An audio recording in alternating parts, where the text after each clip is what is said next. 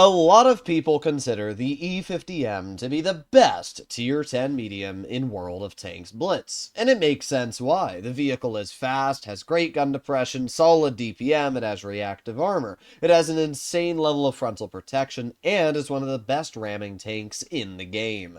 But I have been quite steady in my opinion, and I have not changed it since the latest balance changes have been added into the game, and that is, I believe, the M48 Patton is actually better than the E50M. In today's video, I'll not only be showcasing gameplay why, but I'll also be letting you know my personal feelings on why this is the case.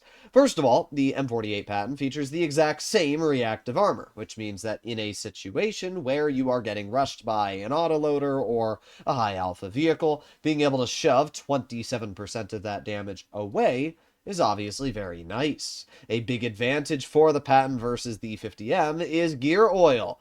Gear oil not only increases your top speed by 6 kilometers per hour, allowing you to go from a base of 48 to now 54, but it also allows you to reverse 6 faster. So now this tank can go 26 kilometers per hour in reverse, which is insanely overpowered. It allows you to back up faster than most tanks are even able to accelerate in a straight line.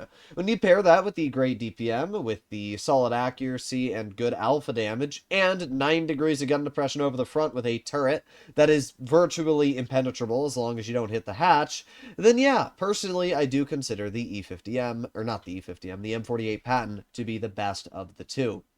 If you actually compare the armor of the M48 Patton and the E50M, the turret is just flat better on this tank. Now, that's not to say that the hull armor is better. It's not, right? The hull armor of the E50M is definitely stronger on the upper plate. However, I can't say that's the case for the sides. The E50 is obviously a very boxy, easy target to track and hit, where I will say the M48 Patton's very angular sides, it's a boat-shaped hull, does allow it to actually get away with quite a few bounces. So here we are on Canal. And what do we have up against us? Well, up against us we have a Bosch Chatillon, a Sheridan, and a TVP. They also have two heavies, a T95E6 and a T57 heavy, and then we finish that off with Le Foch 155. So, not able to get a shell into the Sheridan, who goes mid, but because I know the Sheridan's going mid, it means I have the ability to push up over towards the medium flank.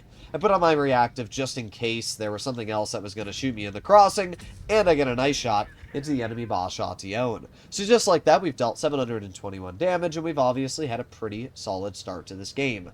Now I'm going to move up a bit. We're going to see if I can get a little bit more damage out in this battle. We have our T100LT moving up, and I'm obviously going to take advantage of the gun depression my vehicle features. We have the Foch, and there you go, nice 365 damage shell into the side of the Foch. Now we're up to 1,000 damage. I have the 57 heavy all the way in the back, although that shell did not hit. I'm being a little careful because that 57 heavy was looking this way, and that tank does have really good levels of accuracy, even for a heavy. So you got to be careful there. But we'll aim on the TVP. There you go. Nice 310 damage shell. We're going to put on my adrenaline so we can get another shot into his vehicle, and we're going to take a blind shot. Maybe it hit, maybe it didn't. We're up to 1,400 damage, though, which isn't too bad at all. Trying to spot the TVP player backed up, but that's okay. We'll aim in a high explosive on the rear of the Bosch Chatillon, and oof, a very nasty shell. And as we can see, judging that the little damage marker said 2,200 damage, it means we did end up hitting that blind shot on the TVP as well. So our T100LT is deciding to move up. I took a blind shot at where I thought the Bosch Chatillon could be crossing. Now I'm going to help out the T100. So that player's going to move up. The TVP is going to try and clip. Unfortunately, my first shell does not go where I aim. By the way, we can see the 54 kilometers per hour on the Patton. It's surprisingly quick when you're running gear oil. So we're going to roll behind this player. We're going to get a nice shot, 193 damage. That places up to about 2,400. Okay, well, it's not doing great so far for our team. The enemy team is not only up on base cap, but, ooh, a Sheridan. Oh, well, I guess not. I was hoping to see if he would get cleared, and I didn't want to get shot, so I put on my reactive, but, well, didn't really matter too much, did it? Okay, well, we got the Progetto in the back. And apart from the Progetto, there's not much else spotted. But base cap is going to be a problem, right? Especially with our IS-7 pretty low on health. So I'm going to try and farm out this Progetto. Get one nice shell into his vehicle. We're far enough away that we don't get detected by the Prog. And judging that we can't spot that player, it means that the Prog definitely won't be able to spot us. So we get two shells into that player. We're now over 3,000 damage. We get a third shell into the Progetto. we're up to 3,500, and we took what was a full health vehicle and brought it down to 40 health. Unfortunately, while we did do that, we have lost another vehicle, so now it is a 4 versus 5, but technically a 4 versus 4 if you take away that Progetto. So we have a full health TVP, and you can see I type in chat, get bases apes. Nobody wanted to get the base.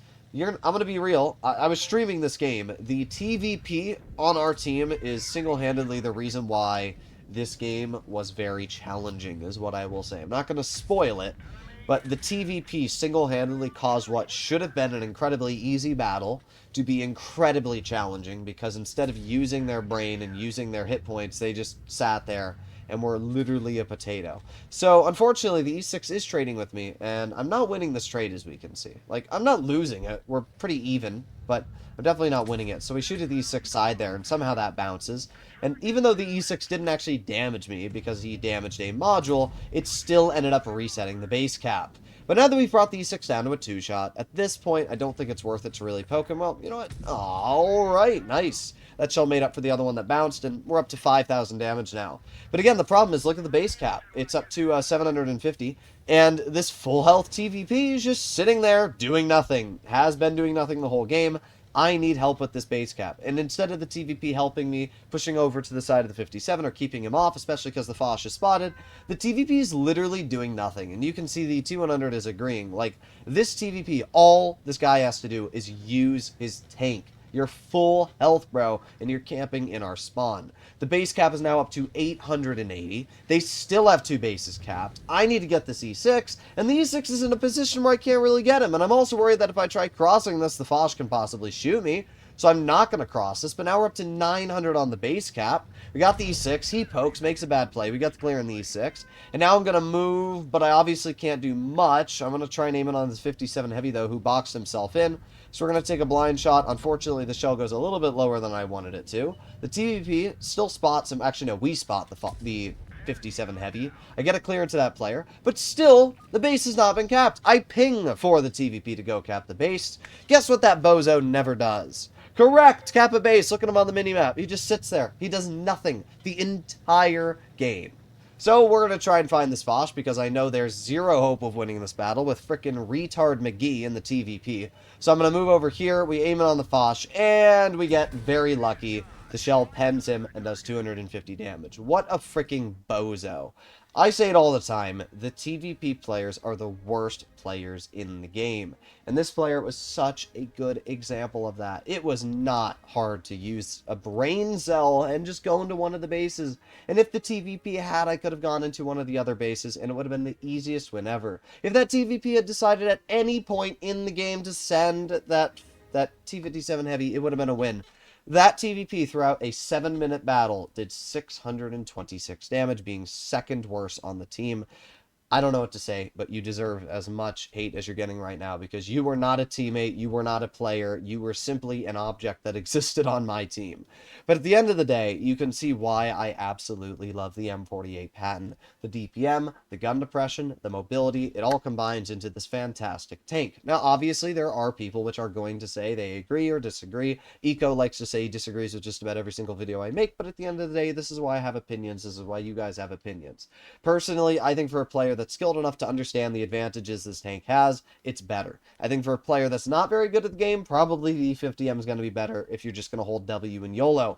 But that's really down to you. At the end of the day, you can let me know your personal feelings, comments, and opinions down below, and I'll see you in the next one. Bye-bye.